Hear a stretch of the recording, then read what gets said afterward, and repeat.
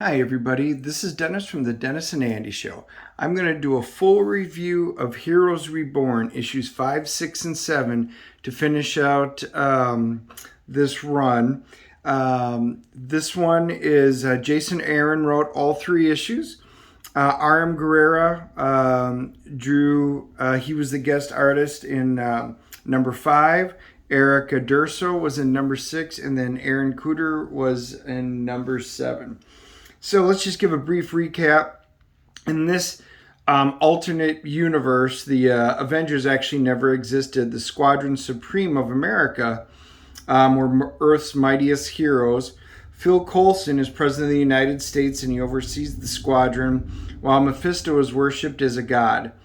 There's been a bunch of battles lately. Some of the Squadron Supremes started to have doubts about the nature of their reality.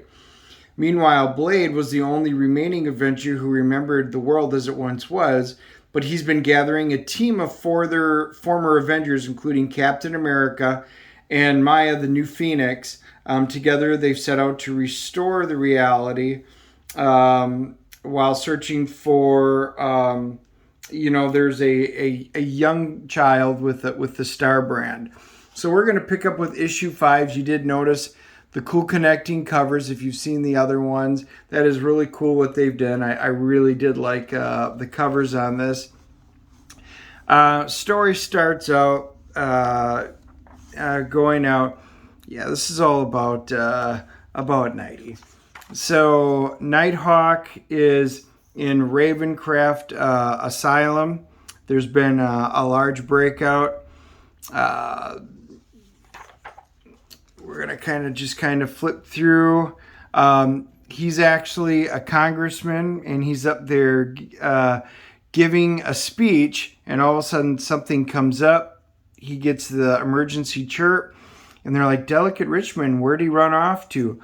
And he's got a life model decoy, an LMD, which activates, and he goes, finish the speech, employ voice cracking, and single tier enhancements for the finale. He goes down into the tunnels beneath the Capitol. So he's, their version of Batman, basically. So he goes out in there, soulless assassins and man-eating scientists, mutant serial killers, and moon-worshipping psychos. So anyway, they've escaped. There's a big fight. You can kind of see there's a bullseye. There's Sabretooth. Then they have a flashback. He goes, I guess the rumors are true. Say hello to the all-new Nighthawk. Mama like lover. Whoa, something's wrong. The alien costume I brought back from Battleworld. I can feel it inside my head. I think the suit's alive. So here he brought the symbiote back instead of Spider-Man. That kind of goes through the two-faced alien trollop. I'll kill you. You took my arms. This is Doc Ock. He goes, without my arms, I'm just Otto Octavius. Everybody picks on Otto, even the freaks in here. So they have a battle. It's not bad. I don't mind the art. This particular part so far just hasn't been super exciting to me. But, Congressman Richmond, you're just in time to cast the deciding vote. Oh, it's Dr. Gwen Stacy.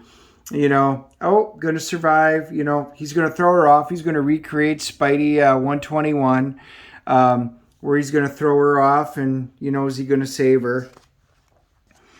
And years ago, you can see that it was all the years of injecting himself with the experimental Green Goblin.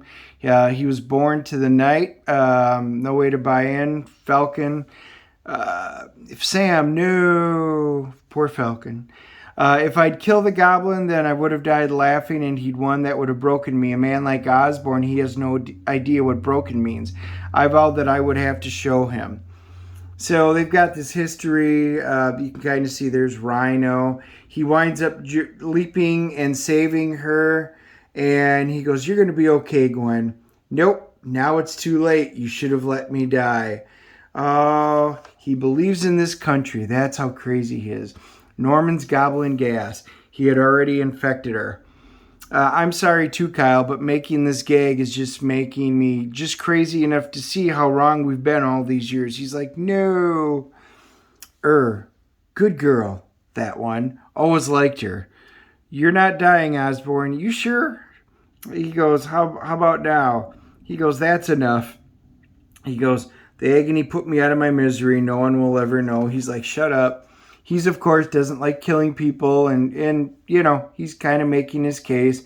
He goes, this is why I threw in Little Shinling. You hear the craziest things is when you're in the cell next to the Silver Witch. I wanted you to know, Nighty, on behalf of all of us here at Ravencroft, don't let the world change back. I don't know about you, but I really like it this way. Did I know? Did I know that the world had been changed from the way it was meant to be? So he starts going through all the security footage and stuff like that, and he goes, oh, I wouldn't want to be the man to tell me otherwise. Wait, is that a Star-Spangled Shield? So he sees the security footage, he sees Phoenix, he sees the guy with them, so he's starting to piece some things together. And then this is the Ed McGuinness backup story.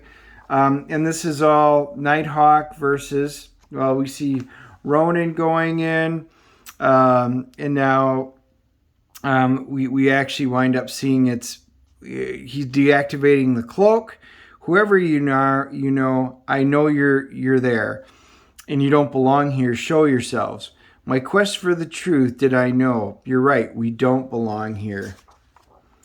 And neither do you, T'Challa. Oh, yeah. So, the second story always winds up bringing pieces together.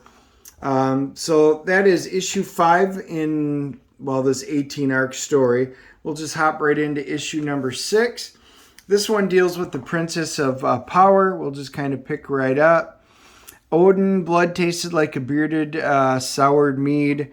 No All-Gog. I promised you in the wretched eons of the feasting immortals, you've never known a princess like me. She goes, I come from an island of women who could drink you under the table, no matter who you are, where in the heavens, netherworlds you sit at the table. After you slosh to the floor, sopped in slobbering defeat, they would take up the table and smash you over the head with it, perhaps smash you with it. Now, depending on how drunk they were, by all the Ghost Mother, I do miss my sisters. I miss Utopia Isle. So, obviously, this is a complete, play on Wonder Woman. She's like the unstoppable All-Gog, eater of gods, greatest and foulest of fools. And she winds up just utterly, defeating him. She relishes in the conquest of battle. She thirsts for blood. This is pretty cool. It wasn't just Uru the Utopians forged. My people also knew the ancient secret of turning flesh to stone. Null the King in Black, the Giantess Janet Van Deen. So Wasp was actually the Giantess. The She-Cat Tigra. So they go around it. She goes, she was once the greatest lady, the Statue of Liberty, until Princess Zarda came to these shores. She's got a magic mirror on the wall. You can actually see the Destroyer armor. Fill Mother's cup full for her darling, and do make it something interesting. Yes, Princess. So I found this particular trinket while chasing a mad Russian dark child through the brimstone palaces of Limbo. So obviously she's referring to Ileana, Colossus's sister. Well done. Who's the fiercest wench in all the land? Why, you, of course, my princess. That's a good magic mirror. So you can see all the trinkets, the different skulls, the trophies she's got on there. And then she talks about, I could call in Hyperion. He's a big muscle. You just have to flirt with him a little bit to get him going. But she goes, now, Namor, there's a man. You simply haven't lived until you made love on the seafloor, while the sharks feed on the Nazis that you just torn into pieces. All of a sudden, there's this strange lightning. She goes, Perry, did you hear that? He's like, hey, I'm Amir, and even I heard that. Wake up. And, of course, she's waking up Hercules. Hercules, the Prince of Power, last of the gods, you are bound with the utopian chain of veracity Tell me, which of course is, the truth, the lasso of truth from, Wonder Woman. What do you hear? Ha ha ha ha. All he does is start laughing. Bastard. She turns him back into stone. She actually goes and grabs, that's an axe made from the rainbow, the last piece of the rainbow bridge. So she, forged it into an axe. She teleports to Asgard. She goes, this is how I left it. Merciful Mephisto, who in the frozen hell are you? I am not so certain anymore. Only know that I am sober for the first time in more eons than I can recall, and I do not like it. Are you somehow the cause of this unnatural thunderstorm? 'Tis not the storm that was unnatural, 'tis everything else. I am finally remembering who I am, and the rest of the world has forgotten itself or disappeared. Wait, who are you? How did you come by that axe? And she's like, thank the heavens, I thought you were going to be peaceful. My name is the Power Princess, and let me show you why. And, something winds up blocking her as she tosses the axe. And she goes, I don't know what's protecting him. Something's protecting him. I'm not sure what it is, because even with my special super sight, she can't see what it is. No blade, the invisible sword, the shock in their eyes never gets old. The gods waged war on themselves, and now they survived. The few who survived, the All-Gog, waiting for them, stronger than ever. That was the end of Asgard and the end of the gods, and you might be surprised to know no one even missed him. All of a sudden, Thor opens up and he just starts bellowing a storm. He goes, a god who vomits storm? The sculpture garden is too good for this one. I lost my people too, but you don't hear me whining about it so loud I shake the stars. Instead, I found a new home worth one fighting for. Do you know why no one missed the gods? Because of me. I am the last daughter of Utopia. You can see she takes out just about everybody. She takes out, that's Dark Phoenix. There's Gladiator Hulk. On your knees, Asgard, and pray to your princess. And all of a sudden, smack. What was that? It almost felt like Euro. I remember. It's called Mjolnir, the hammer of heaven. I am its master, the Lord of living thunder. Blood son of the All-Father Odin, the almighty prince of Asgard, and while the gods may be gone from this maddened reality, the mighty Thor was always more than just a god. Enough talk. Show me how you are with punches. Everything I remember, and then he trails off and disappears with like a crack. Meanwhile, back at her headquarters, she's like, I punched him so hard his beard came off. That punch would have shattered the Hulk. But this thunder god was still standing. I cannot rest until I punched him again. We'll find him. We'll send him to the negative zone where he belongs. But tell me, have any of you ever heard of the beings called the Avengers? So again, the Avengers come up. So things are starting to go. So the second part of the story, this is dealing with in the age of the Vikings. It's a flashback. You can see Princess Zarda. She's in combat. It kind of goes through her history. Berlin, 1945, so World War II. There's Princess Zarda and the guest of honor.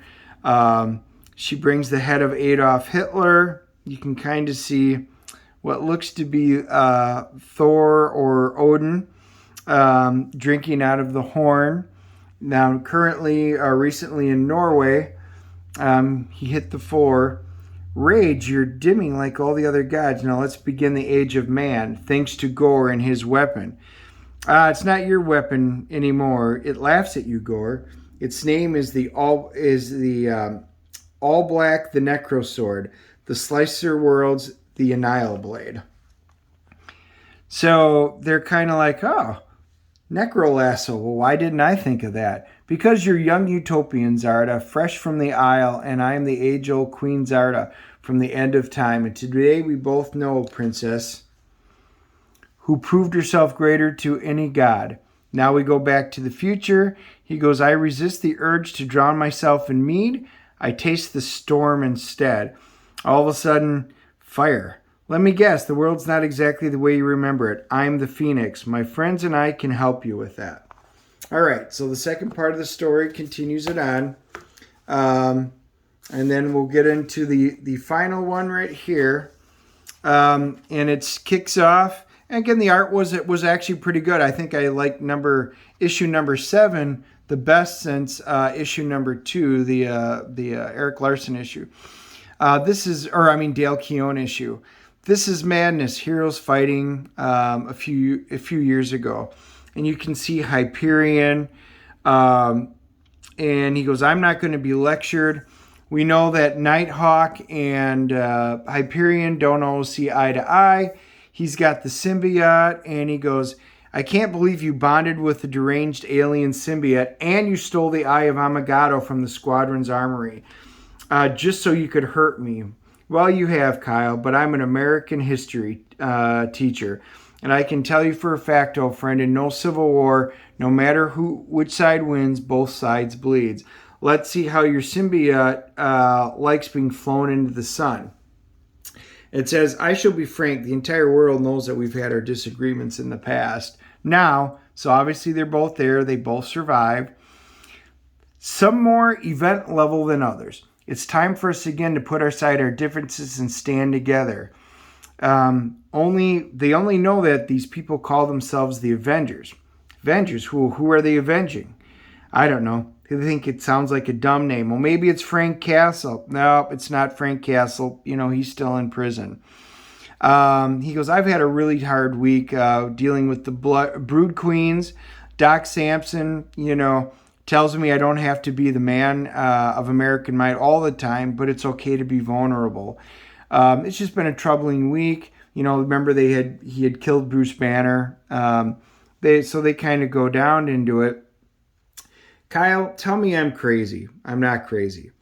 Exactly where in the Arctic was this?" So they're talking about this whole thing with Captain America. So they go out to look for it, and he goes, "Dr. Spectrum is looking, Blur is racing," and he goes, "I should have been able to find something by now. You can't keep up." Hyperion finds Rocket's spaceship still out in space. He basically wipes it out. And he goes, they're still trying to figure out a bunch of stuff. Now, who can keep it professional? This is security footage from the breakout at the Ravencroft Asylum. Ravencroft. Is that a Star-Spangled Shield? Never mind that. Focus on her. Echo was an assassin for Kingpin. Mimicry, fighting abilities, no alpha level powers. But you recognize the energy signature. By the bones, it's the Phoenix, but Jean Grey is dead. Well, we both know better than anyone that what dies doesn't always stay dead. Then they have a flashback to Canada, and you can see Wolverine, and he's basically took Hyperion to task. Weapon X's claws have been enhanced with the shaman's magic. Hyperion is dead. Avenged, bub? We'll be doing the avenging. In the name of the wasteland of the people you made our country, Alpha Flight, disassemble the bastards.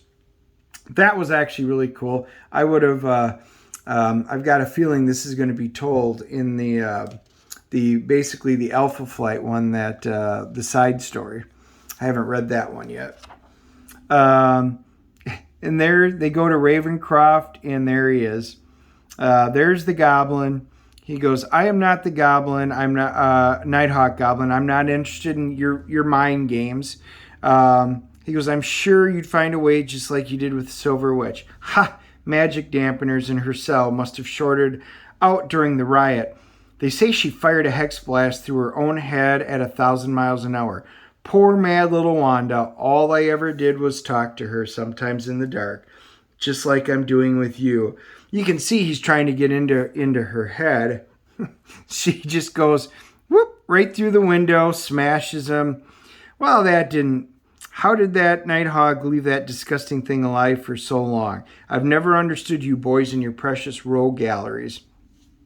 So she basically just takes him out. Enough of it. Then they do a flashback for Norman Osborn. He said, in order to become president, I need my own superhero team. So he gathered the Sentry.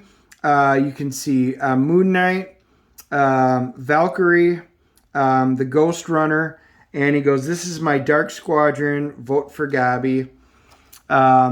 You can see that the big three are arguing up top. Lots of buildings. And he goes, "Yeah, buildings usually explode when they start arguing." Well, what do? We do what we do best. We start wars.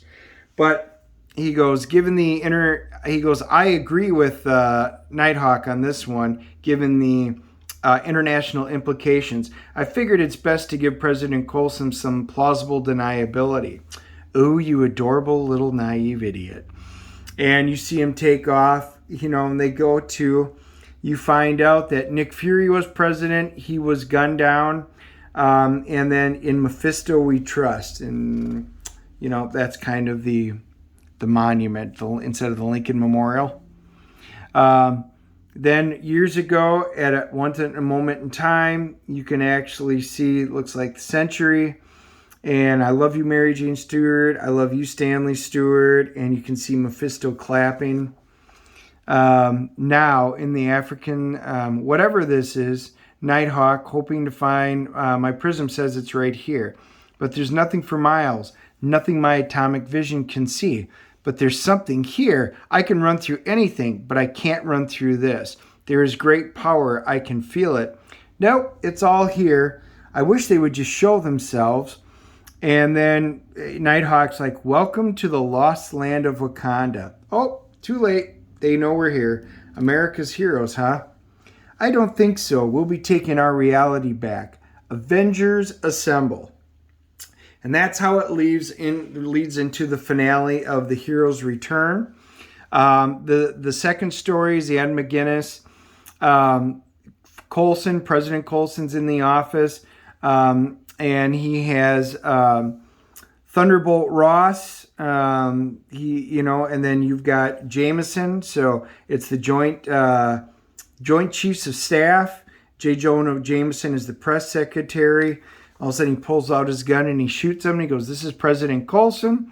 Prepare a press release on the assassinations of Ross and Jameson by sleeper agents from Wakanda.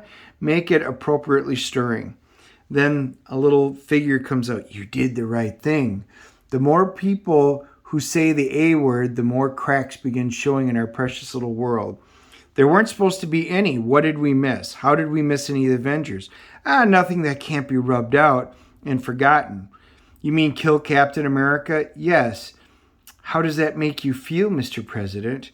"Like I never should have left him in the ice. I must be getting sentimental." "What about the squadron?" He goes, "You could try calling them back, but their curiosity's piqued. They're not going to listen to you now." He goes, "We need to show them that we can deliver. We need to show them that what we have shown this world." Mephisto puts his paw on him. "Is that so, my son? That, Mephisto, makes dreams come true." "Yes, I do. There's a good president. Can't call back the squadron, can't bomb Wakanda without drawing attention in the world. There's only one way to handle this, sir. The same way I remade the world in your image. I'll do it myself with the Helahedron, with our Pandemonium Cube." Look at that. So that is where he basically created reality. So that brings together the end of it, and I'll actually flip to the back here. We can take a look at the checklist. So these are the first 17 issues. I said I only basically am covering the main ones. Heroes Return, hopefully we'll end this and it'll just be like a big one-shot or something like that. I hope this doesn't lead into something more. This was kind of an interesting, number 5 I thought was a bit lackluster. Number 6 I really kind of enjoyed. Number 7 wasn't bad. At least it's bringing the pieces together. All in all, I'm going to give the Heroes Reborn series as a whole probably about a 5.5. It's all right. Again, it's a what if. There's some really cool parts to it. It's kind of a fun story. It doesn't have a lot of a bearing in my mind unless they find a way to have it a bearing on the actual MCU or the Marvel comic universe. We'll see what they do with it. It's just really long and drawn out for a what if, honestly. it wasn't that it was terrible. Some of the artists were right on. Other ones I thought were misses in what they've done. So it's been all right. I wish it would have been shorter. But anyway, I'm giving it a 5.5. Hit the like and subscribe button. Leave your comments below. You guys might have liked this better than I did. You might have liked it less than I have. But I'd love to hear your thoughts about why we love discussing comic books. We will talk to you all soon. Catch you later.